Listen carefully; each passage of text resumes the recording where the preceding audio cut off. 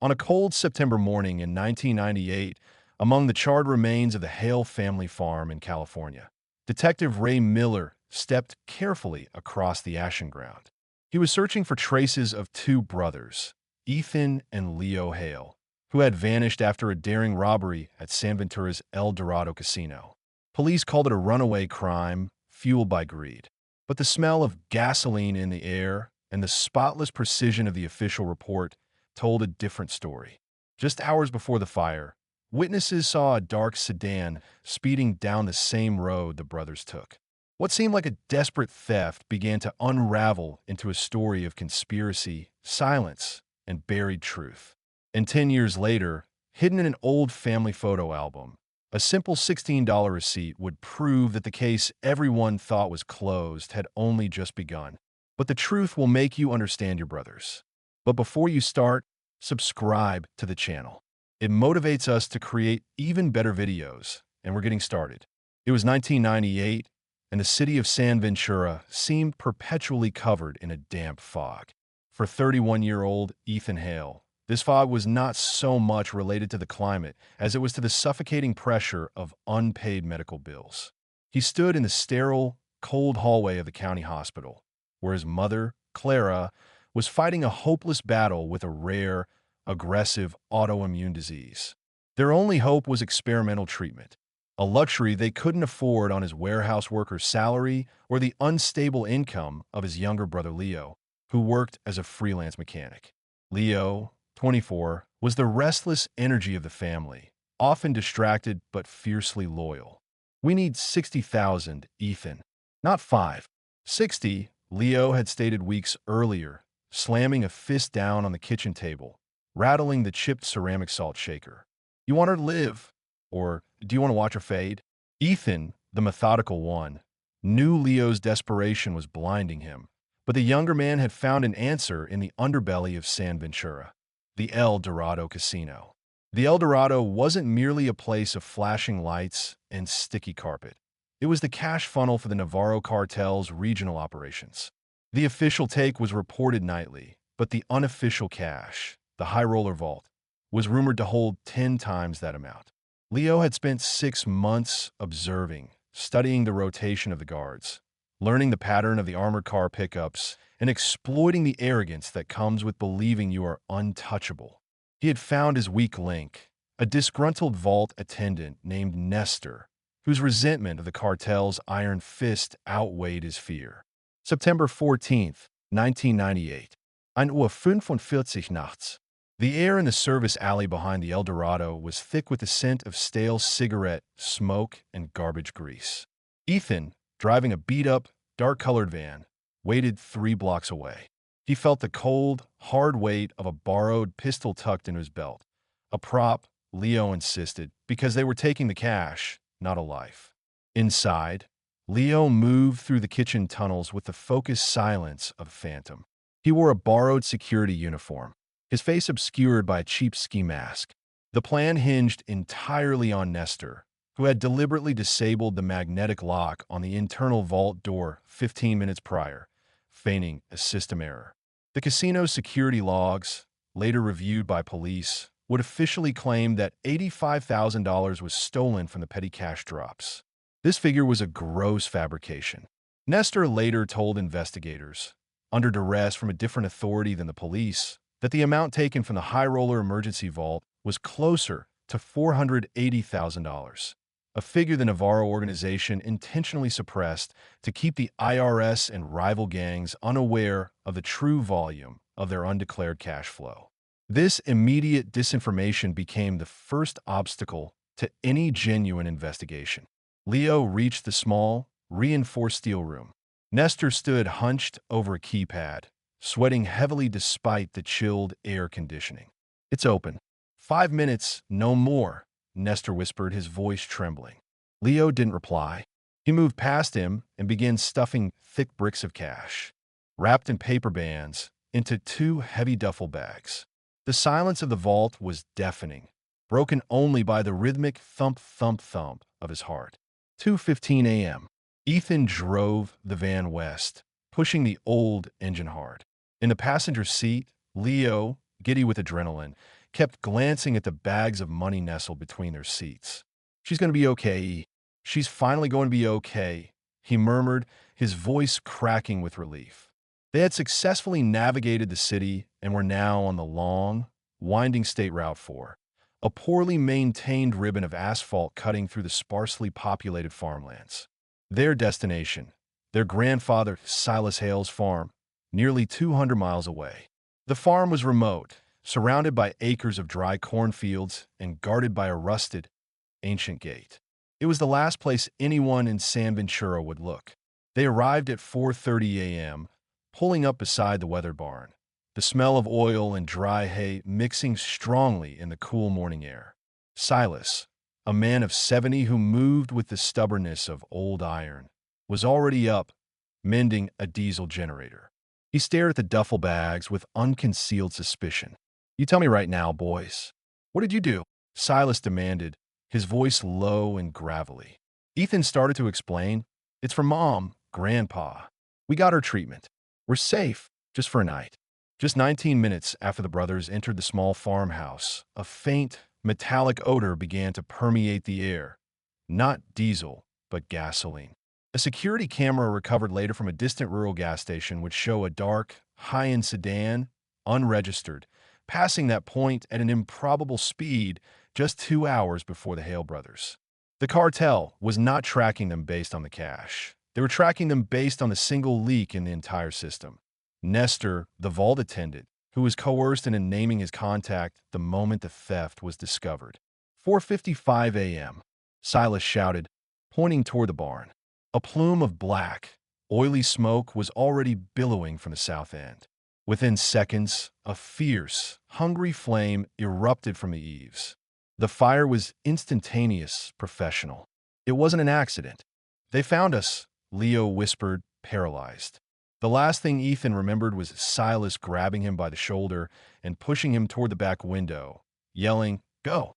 Don't look back! Don't you dare look back!" By 7 a.m., the Hale farm was a smoldering ruin. The farmhouse stood, scarred but structurally intact, but the barn and the diesel shed were gone. Silas Hale, found standing dazed near the remains of the barn, was immediately taken into custody.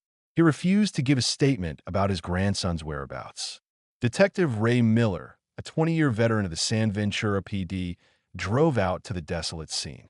He surveyed the wreckage, his boots crunching on charred wood and broken glass.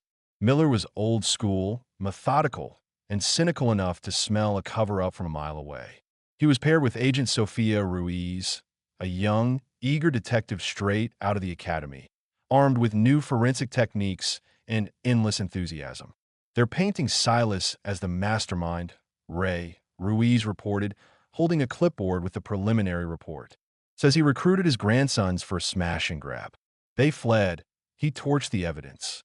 Neat bow. Miller squinted at the charred remains. Too neat, Sophia. This fire, this is high grade. Accelerant. And why would a man who lived here 70 years burn his own home, with the grandkids still possibly inside, just to cover a robbery he didn't even commit? And where are the brothers? The official statement, signed off on by Captain Marcus Thorne, was clear. Case closed. Silas Hale was charged with arson and conspiracy. The Hale brothers, Ethan and Leo, were officially listed as fugitives, suspected to have fled the country with the stolen assets. Captain Marcus Thorne was the architect of the official narrative. Thorne was not a cartel member, but he was a man who understood leverage. He knew that the two Hale brothers had stolen nearly $500,000, money the cartel would never report to the police. Thorne's motivation was twofold: fear of upsetting the local power balance and losing his position, and greed. If the money disappeared and the robbers vanished, he could quietly pursue the money himself, using police resources off the books. Miller soon discovered that Thorne had intentionally misclassified the initial reports. Any mention of the El Dorado casino's known association with the Navarro organization was scrubbed from the file. Archive, Official Incident Report Excerpt, Protocol, page 12. The theft location, El Dorado Private Club, has been definitively identified as a legitimate, non-affiliated gaming establishment. Claims regarding organized crime involvement are unsubstantiated conjecture. The sole criminal action is the arson and conspiracy charge against S. Hale, acting in concert with the fugitives E. Hale and L. Hale. Archival photocopy. Miller confronted Thorne in his office, the blinds drawn, casting the room in strips of light and shadow.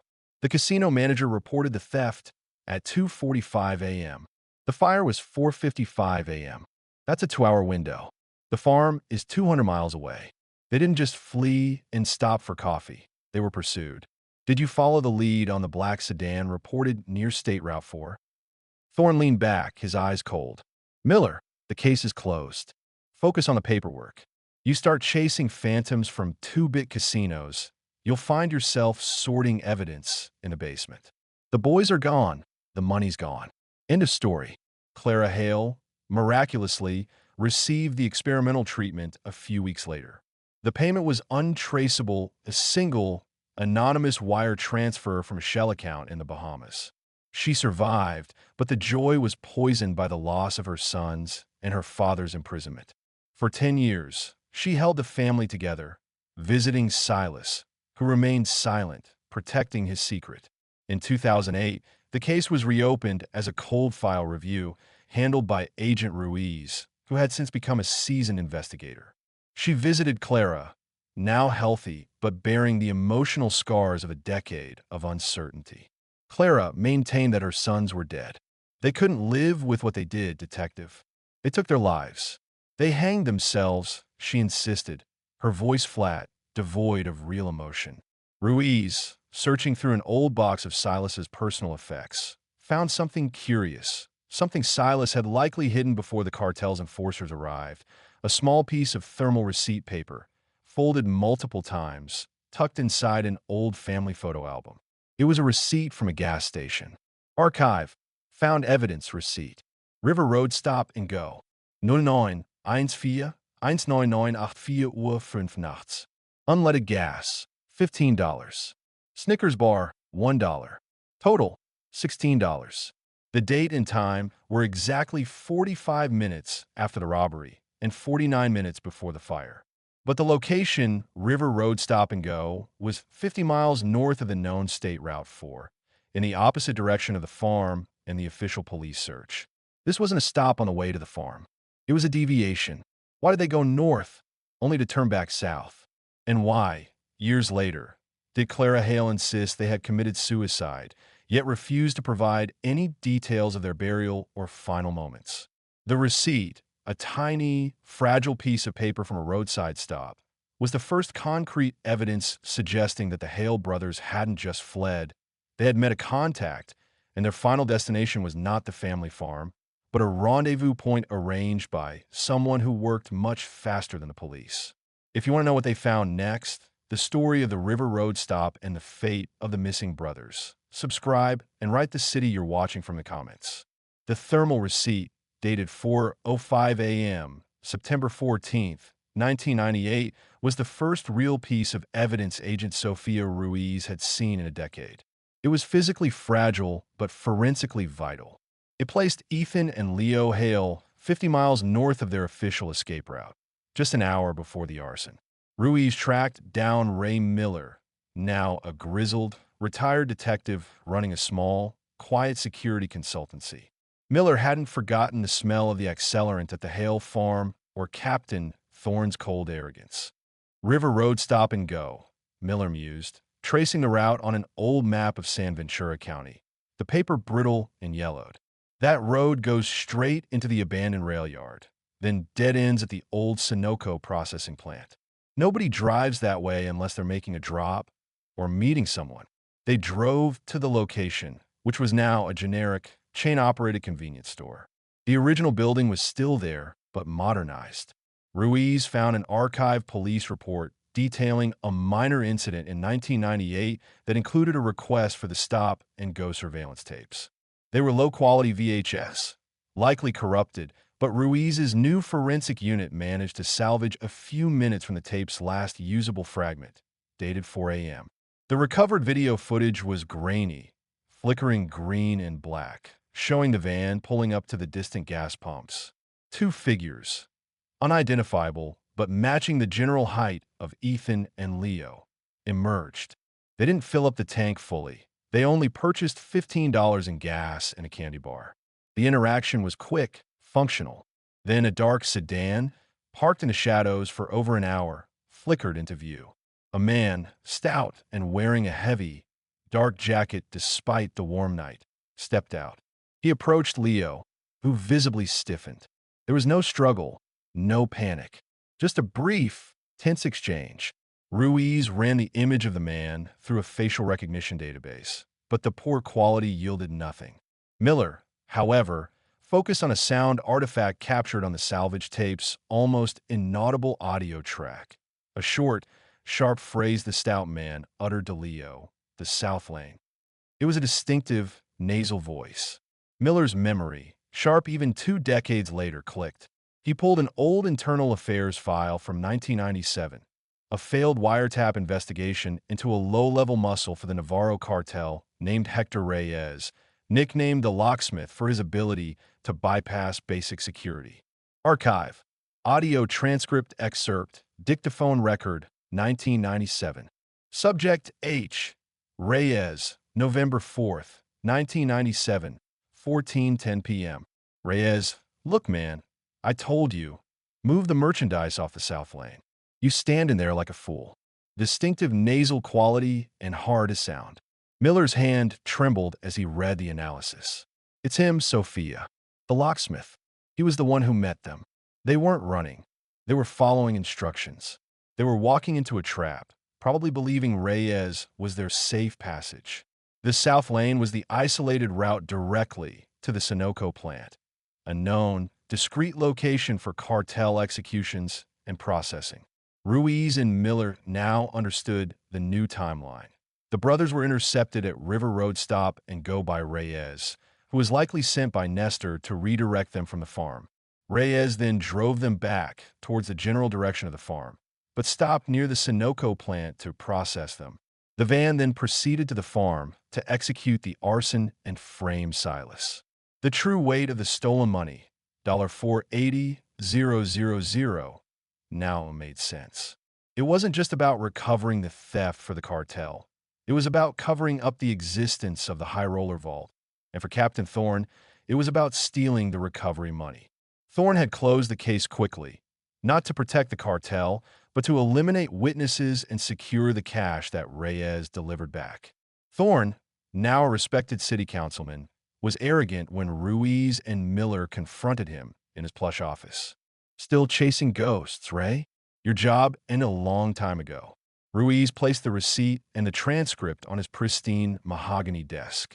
This receipt places the Hale brothers with Hector Reyes at 4:05 a.m., an hour before the fire.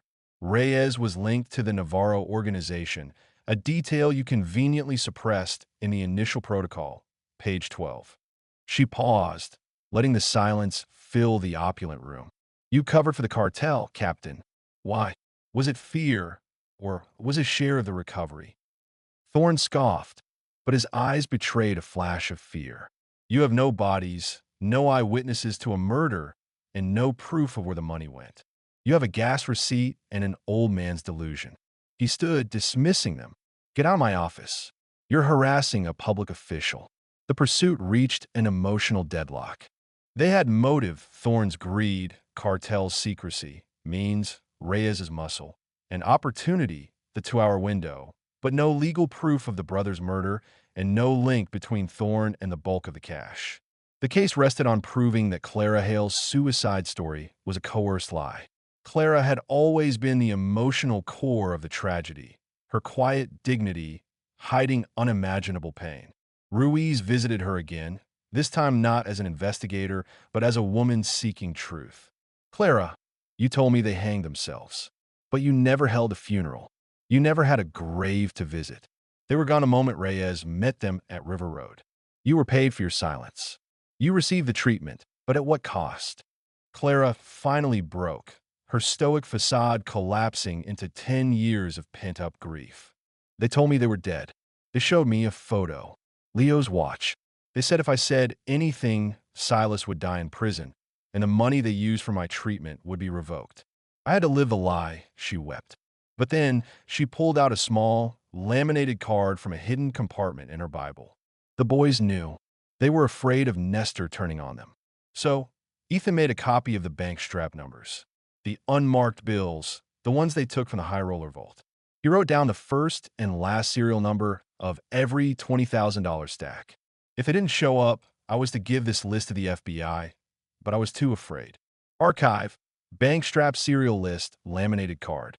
Series 1996, Stack A, 01096773, 01100992. Series 1996, Stack B, 04321001, 04321300. Note from EH.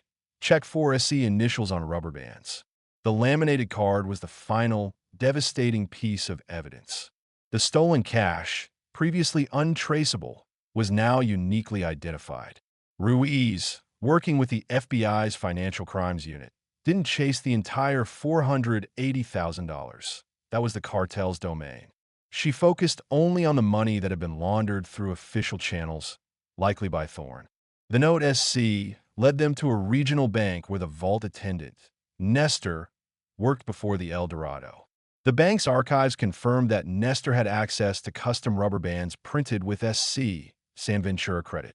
The cartel had used these specific bands to wrap their undeclared cash. Tracking the series numbers proved difficult, but after 3 weeks, a match was found. A single, large deposit, matching one of the serial number ranges, had been made in 1999 to a holding company controlled by Captain Thorne's brother-in-law, a real estate developer. The transaction was small enough not to alert the cartel, but large enough to prove Thorne's motive for the cover-up. He had used his police leverage to execute Reyes, dispose of the brothers, frame Silas, and secure a significant fraction of the stolen cash for himself. The brothers, Ethan and Leo, were almost certainly murdered at the Sunoco plant, their bodies likely disposed of quickly and professionally, perhaps in one of the facility's old underground cisterns.